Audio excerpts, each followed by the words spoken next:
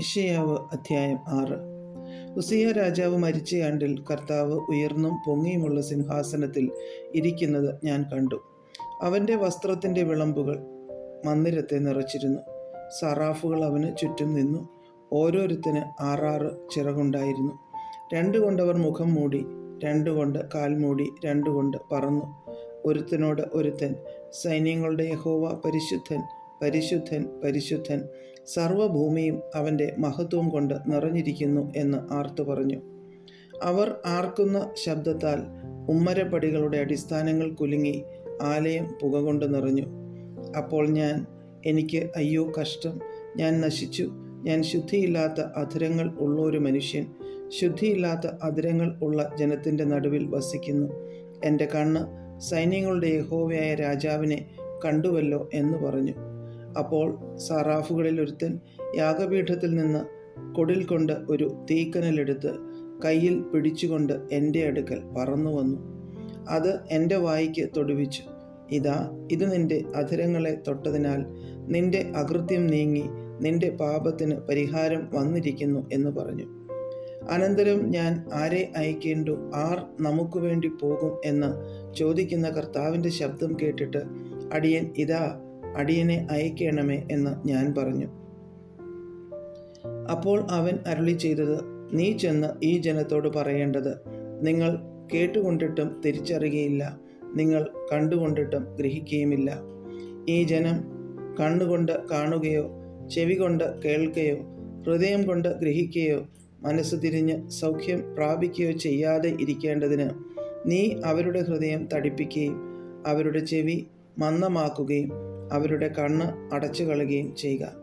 കർത്താവേ, എത്രത്തോളം എന്ന് ഞാൻ ചോദിച്ചതിന് അവൻ, പട്ടണങ്ങൾ നിവാസികളില്ലാതെയും വീടുകൾ ആളില്ലാതെയും ശൂന്യമായി ദേശം തീരെ പാഴായി പോകുകയും യഹോവ മനുഷ്യരെ ദൂരത്തകറ്റിയിട്ട് ദേശത്തിൻ്റെ നടുവിൽ വലിയൊരു നിർജ്ജന പ്രദേശം ഉണ്ടാകുകയും ചെയ്യുവോളം തന്നെ എന്ന് ഉത്തരം പറഞ്ഞു. അതിൽ 1 ശേഷിച്ചാൽ അത് വീണ്ടും നാശത്തിന് ഇരയായിത്തീരും. എങ്കിലും കരിമരവും കരുവേലവും വെട്ടിയിട്ടാൽ അവയുടെ കുറ്റി ശേഷിച്ചിരിക്കുന്നത് പോലെ വിശുദ്ധ സന്തതി ഒരു കുറ്റിയായി ശേഷിക്കും.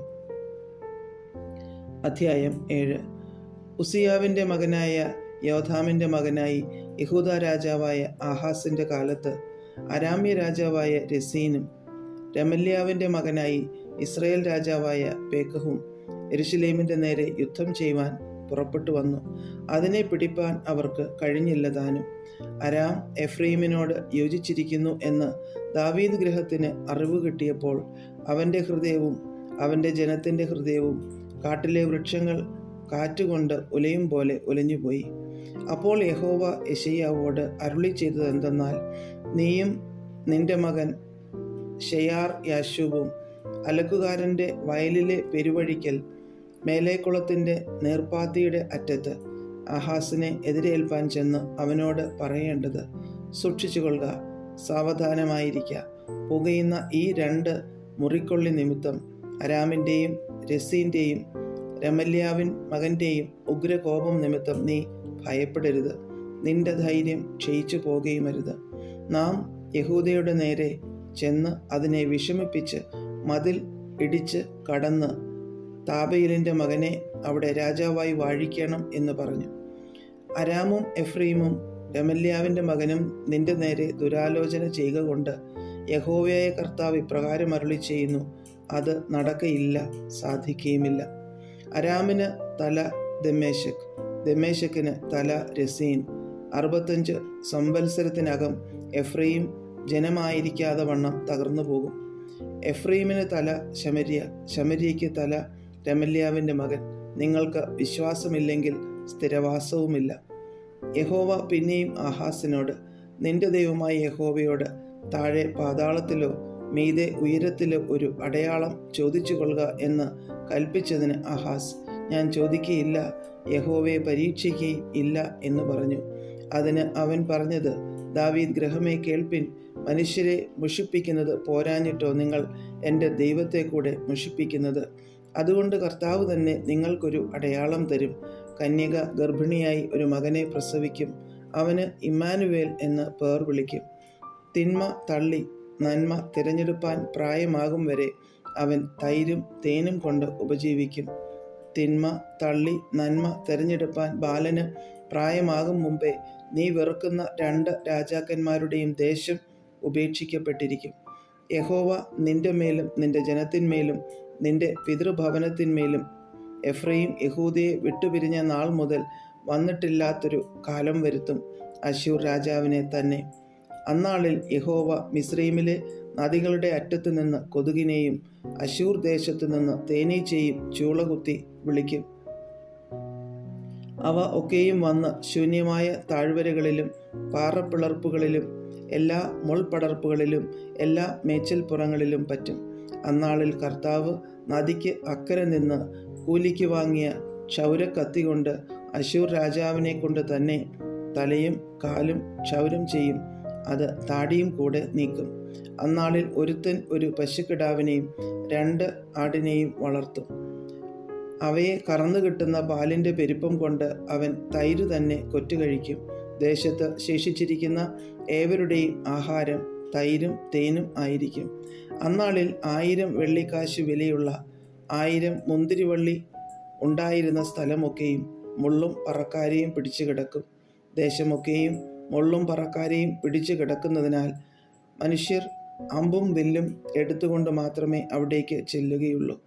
തൂമ്പാകൊണ്ട് കിളച്ചു വന്ന എല്ലാ മലകളിലും മുള്ളും പറക്കാരെയും പേടിച്ചിട്ട് ആരും പോകയില്ല.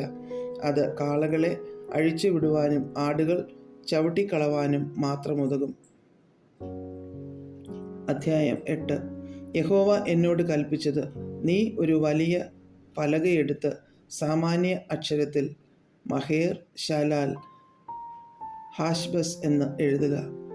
ഞാൻ ഊരിയ പുരോഹിതനെയും എബര്യാഖ്യാവിൻ മകനായ സഖരിയാവെയും എനിക്ക് വിശ്വസ്ത സാക്ഷികളാക്കി വയ്ക്കും. ഞാൻ പ്രവാചകിയുടെ അടുക്കൽ ചെന്ന്, അവൾ ഗർഭം ധരിച്ചൊരു മകനെ പ്രസവിച്ചു. യഹോവ എന്നോട് അവന് മഹേർ ശാലാൽ ഹാഷ്ബസ് എന്ന് പേർ വിളിക്കാം. ഈ കുട്ടിക്ക് അപ്പാ അമ്മേ എന്ന് വിളിപ്പാൻ പ്രായമാകും മുമ്പേ ദമ്മേശക്കിലെ ധനവും ശമര്യയിലെ കൊള്ളയും അശ്ശൂർ രാജാവിൻ്റെ അടുക്കലേക്ക് എടുത്തുകൊണ്ട് പോകും എന്നരുളി ചെയ്തു. യഹോവ പിന്നെയും എന്നോട് അരുളി ചെയ്തതെന്തെന്നാൽ, ഈ ജനം സാവധാനത്തോടെ ഒഴുകുന്ന ശീലോഹ വെള്ളത്തെ നിരസിച്ച് രസീനിലും രമല്യാവിൻ മകനിലും സന്തോഷിക്കുന്നത് കൊണ്ട് അത് കാരണത്താൽ തന്നെ യഹോവ നദിയിലെ ബലമേറിയ പെരുവെള്ളത്തെ അശ്ശൂർ രാജാവിനെയും അവൻ്റെ സകല മഹത്വത്തെയും തന്നെ അവരുടെ മേൽ വരുത്തും. അത് അതിൻ്റെ എല്ലാ തോടുകളിലും പൊങ്ങി അതിൻ്റെ എല്ലാ കരകളെയും കവിഞ്ഞൊഴുകും. അത് യഹൂദയിലേക്ക് കടന്ന് കവിഞ്ഞൊഴുകി കഴുത്തോളം എത്തും. അതിൻ്റെ വിടർന്ന ചിറക് ഇമ്മാനുവേലെ നിന്റെ ദേശത്തിൻ്റെ വീതിയെ മൂടും. ജാതികളെ കലഹിപ്പീൻ, തകർന്നു പോകുവിൻ.